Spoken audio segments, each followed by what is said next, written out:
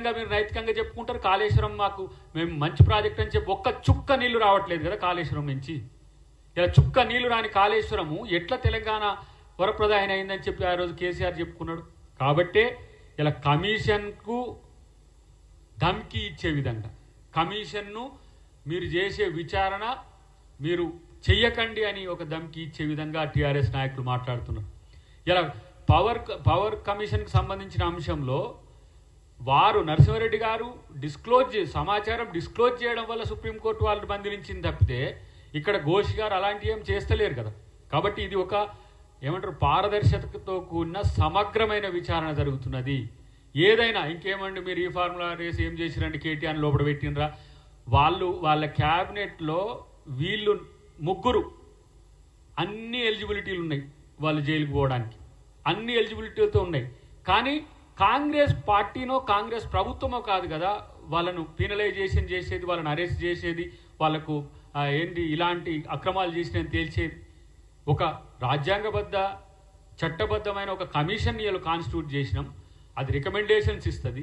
Recommendations ఇవ్వకముందే తప్పు చేయలేదని చెప్పే ప్రయత్నం చేస్తున్నారు. అంటే కమిషనే ఏసుడే తప్పు అన్నట్టుగా. మరి తప్పు చేయడం తప్పు కాదా?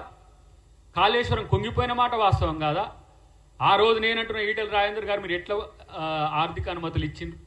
ఆర్థిక అనుమతులు ఇచ్చింది మీరు ఏమైనా గుడ్డిగా కేసీఆర్ చెప్తే వెనక ఒక పెన్సిల్తో సంతకం వస్తే ముందిల్లు గ్రీన్ పెన్తో సంతకాలు పెట్టేదట మంత్రులు.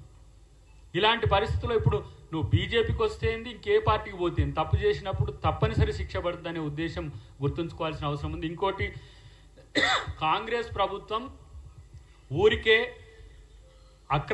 బట్టగాల్చి మీదేసే ప్రయత్నం చెయ్యదు.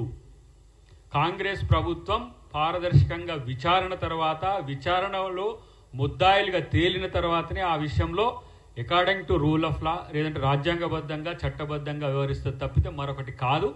దీని విషయంలో ఈ ముగ్గురు లేదంటే ఆ నలుగురు వాళ్ళు మాట్లాడుతున్న తీరు కనుక చూస్తే మేము తెలంగాణకు మొత్తం మేమే బాగు చేసినాం, తెలంగాణలో అసలు నీళ్లు రావడానికి ఇప్పుడు మేమే కారణం అని చెప్తున్నారు. ఇలా అది మొత్తం కలిపితే కూడా ఎత్తిన టీఎంసీలు 100 టీఎంసీల లోపే. ఆ ప్రాజెక్టు పుట్టిన దగ్గర నుంచి ఎత్తిపోసింది 12,000 కోట్ల పైచిలకు పవర్ బిల్స్ వచ్చిన పరిస్థితి ఉన్నది. కాబట్టి తెలంగాణను దొంగల దొడ్డిగా మార్చడానికి చేసిన ప్రయత్నాన్ని తెలంగాణ ప్రజలే తిప్పికొట్టిండ్రు.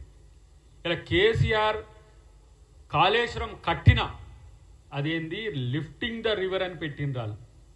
Looting the funds, lifting the river కాదు, లూటింగ్ ద ఫండ్. తెలంగాణ ప్రజల యొక్క శ్రమ, చెమట, రక్తాన్ని ఈరోజు డబ్బులుగా చేసి పన్నులు కడితే మీ ఇష్టానుసారంగా మీ అనుయాయులకు, మీ దోపిడీదారులకు, మీ పెట్టుబడిదారులకు దోచిపెట్టేందుకు. ఇంకా అక్కడ 2023 కంటే ముందు ఆ ప్రాజెక్టులో ఎవరైతే కాంట్రాక్టర్లు ఉంటారో ఆ కాంట్రాక్టర్లకు రావాల్సిన బిల్లుల కోసం ఇలా మేము సెక్రటరియట్ను ప్రజల కోసం ఓపెన్ చేసినాం, ఎవరైనా రావచ్చు అని చెప్పి. దాన్ని ఆ కాంట్రాక్టర్లతో డిప్యూటీ సీఎం గారి, ఫైనాన్స్ మినిస్టర్ గారి ఆఫీసు ముందు ధర్నా చేయడానికి ఉపయోగించుకుంటారు. అంటే మళ్ళీ ప్రజల్ని సెక్రటరియట్ పోకుండా చేసే ప్రయత్నం. ఎందుకంటే ఇట్లా వచ్చి ధర్నాలు చేస్తున్నారు కాబట్టి ప్రజల్ని కూడా రిస్ట్రిక్ట్ చేయాలని ఉద్దేశంతో. అట్లేమి ఉండదు. మీరు చేసిన పాపాలకు, మీరు చేసిన అకృత్యాలకు ఇలా చాలామంది కాంట్రాక్టర్లు కూడా రోడ్డబడ్డ పరిస్థితి ఉన్నది. ఇలా కాంగ్రెస్ ప్రభుత్వం చేసిన పనులకు సంబంధించిన అంశంలో ఎక్కడ కూడా వాళ్ళకేం తక్కువ చేయట్లే. ఎవరైతే పని చేస్తారో వాళ్ళకు సంబంధించిన బిల్స్ క్లియర్ చేసే ప్రయత్నంలో ఉన్నాం. కానీ వయబిలిటీలలోని ప్రాజెక్టులు 100 కోట్ల రూపాయల ఇలా బిల్స్ కోసం అని చెప్పేసి కాంట్రాక్టర్లు తెచ్చగొడుతూ ఆ కాంట్రాక్టర్లే కూల్చమని చెప్పి వాళ్ళ బీఆర్ఎస్ నాయకులతో అనిపిస్తున్నాడు కేసీఆర్. కొత్త ప్రభాకర్ రెడ్డిది అదే రియల్ ఎస్టేట్ దందాలు, లేకపోతే ఎవరైతే కాంట్రాక్టర్లు బిల్స్ రాని వాళ్ళు ఉన్నారో మీరు వస్తే మాకు బిల్స్ వస్తాయని వాళ్ళ కాలంలోనే కదా 1000 కోట్ల రూపాయల బిల్స్ రాంది. కాబట్టి కాళేశ్వరరావుకి కాలాదిన్ ఉన్నాయి, డెఫినెట్గా ఉంటాయి కూడా.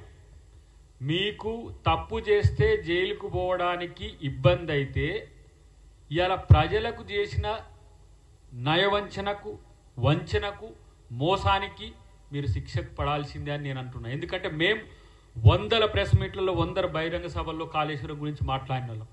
మేము ఇరిగేషన్ ఎక్స్పర్ట్స్ కాకపోయినా మా బ్యాక్గ్రౌండ్ అంతా కామర్స్ కంప్యూటర్ సైన్స్ బ్యాక్గ్రౌండ్ ఉన్నా ఈయన కొరకు నేర్చుకోవాల్సి వచ్చింది.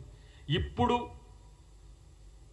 యాక్సిడెంటల్గా బీఆర్ఎస్లో ఉండాల్సి వచ్చిన శ్రవణ్ గారితో కలిసి ఉత్తమ్ కుమార్ రెడ్డి గారు ఆ రోజు పిసిసి ప్రెసిడెంట్గా ఉన్నప్పుడు ఒక పవర్ పాయింట్ ప్రజెంటేషన్ చేసినాం. ఎట్లా కాళేశ్వరం అనేది ఎట్లా వయబుల్ ప్రాజెక్ట్ కాదో ఆ రోజు దిగ్విజయ్ సింగ్ గారు ఇన్ఛార్జి జనరల్ సెక్రటరీ ఇన్ఛార్జిగా ఉండే, ఉత్తమ్ కుమార్ రెడ్డి గారు పిసిసి ప్రెసిడెంట్గా ఉండే.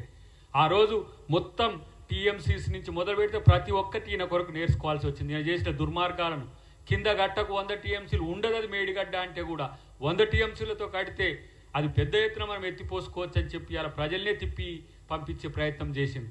మా ఊర్లో నేను చెప్పిన ఎన్నోసార్లు